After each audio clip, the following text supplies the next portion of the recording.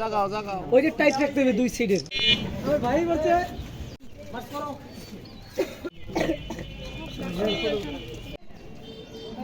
এই মন এই মন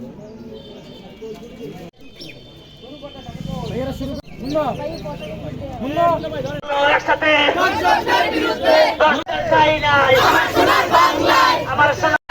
সোনার বাংলায় দর্শকদের চাই নাই আমার বোন কবরে আমার সোনার বাংলায় দর্শকদের চাই নাই জাস্টিস আমার সোনার বাংলায় দর্শকদের ফাঁসি চাই ফাঁসি চাই রশি লাগলে রশি নেই গলাচিপা উপজেলা শিল্পকলা আমার বোন মরলো কেন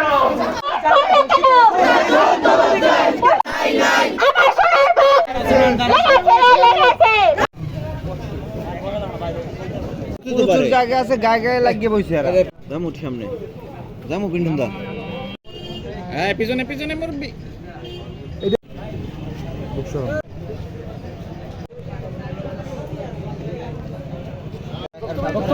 এই পেজে যান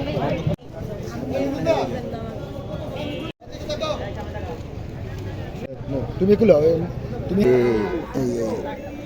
এই স্টিল নিতে এসে এটা ভিডিও এই স্টিলে উপরে উপরে আমাদের দাবি হচ্ছে যে আমাদের বাংলাদেশে যে একটা অরাজকতা শুরু হয়েছে ধর্ষণ, মানে এখন যেরকম পরিস্থিতি হচ্ছে যে প্রতি ঘন্টায় ঘন্টায় প্রতিবাদ যে ঘুমন্ত প্রশাসন তারা যেন জাগ্রত হয়, যেন এই সবের বিচার করে।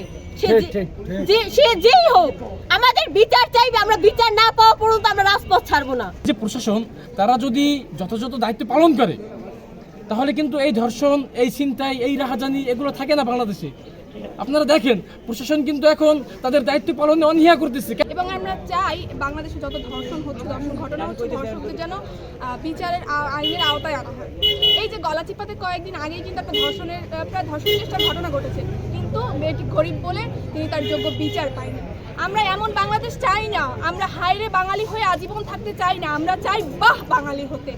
হইলে তো আমরা বিচার করবো, এটার বিচার যদি প্রশাসন না করতে পারে আমরা করবো। আমরা মেয়েরা আছি না, আমরা যদি এক হাত উৎসাহ করি মেয়েরা সব চলে আসবে। আমাদের যেই আজকে মানববন্ধনের জন্য এসেছি, আমরা জুলাই অভ্যুত্থানে পরে দেখেছি বাংলাদেশ নিউট্রাল পরিবেশে এসেছে, কিন্তু আমরা একটি স্বপ্ন দেখতেছি আসলে বাংলাদেশ নিউট্রাল পরিবেশে নেই।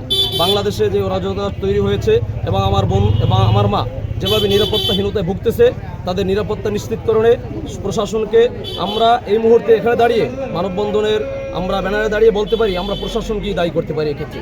শুধু প্রশাসন নয়, আমরা বলতে পারি স্বরাষ্ট্রমন্ত্রীও আমাদের এই বোনদের এবং মা যাদেরকে নিরাপত্তা দিতে পারছে না, এই নিরাপত্তা দেওয়ার ক্ষেত্রে তাদেরকে আমরা দুর্বল মনে করতেছি। আমরা স্বরাষ্ট্র উপদেষ্টা এবং আইন উপদেষ্টাকে উদ্দেশ্য করে বলতে চাই, আপনারা যদি মনে করেন 2টা বছর রুটিন ওয়ার্ক করে আপনারা বিদায় নেবেন, তাহলে এখনই বিদায় নেন, আপনাদের আর থাকার প্রয়োজন নেই। তাইলে উনি দর্শকদের আমাদের হাতে তুলে দিন, আমরা নারীরা শাস্তি দিব। প্রশাসন যদি ব্যর্থ হয় তাহলে আমরা ইনস্ট্রুমেন্টে শাস্তি দিব। ঠিক আছে। আমাদের যে জুলাই অভ্যুত্থান হয়েছে সেখানে 1500-র মতো স্টুডেন্ট শহীদ হয়েছে এবং 22,000 স্টুডেন্ট আমাদেরকে আহত আছে। এই স্টুডেন্টের এই প্রতিদান, এই রক্তের প্রতিদান আমরা আমাদের এই জাতি কীভাবে দিচ্ছে? ধর্ষণ করে, রাজধানী করে, খুন করে এভাবে প্রতিদান দিচ্ছে। আর আমাদের যে পুলিশ প্রশাসন আছে, আমাদের যে উপদেষ্টা, স্বরাষ্ট্র উপদেষ্টা আছে, তারা কি এটা চুরি করে এগুলো দেখতেছে? আমরা কি এটা দেখার জন্য তাদেরকে ক্ষমতা বসাইছি? আমাদের পুলিশ প্রশাসন যদি নীরবই থাকে তাহলে আমার টাকা আমি তার পিছনে কেন নষ্ট করতেছি? তারা যদি নিরাপত্তা দিতে ব্যর্থ হয় তাহলে তাদেরকে আমরা আমাদের টাকা তাদের পিছনে আমরা কেন নষ্ট করতেছি? এর উপযুক্ত জবাব আমরা চাই এবং তারা কেন আজ নীরব, এর উপযুক্ত প্রমাণ আমাদেরকে দিতে হবে এবং এর জবাব আমরা চাই। নাম রাজু শহর, মেম্বার বৈষম্য বিরোধী ছাত্র আন্দোলন, রবীন্দ্র সরকারি কলেজ, ঢাকা।